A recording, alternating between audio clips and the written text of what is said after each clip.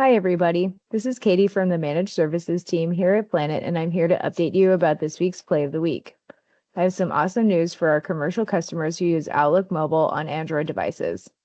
There is a new feature added which allows saving a meeting as a draft on your calendar if you aren't ready to send the meeting invites from your Android device.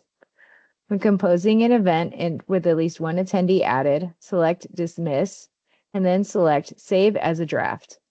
The draft event will show on your calendar with the word draft along with the title of the event.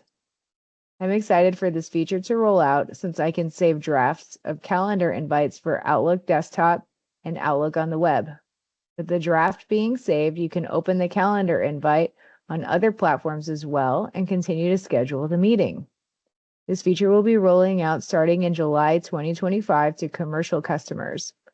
Thank you for tuning into this week's Play of the Week. And as always, let us or your IT staff know if you have any questions. Thank you again and have a great week.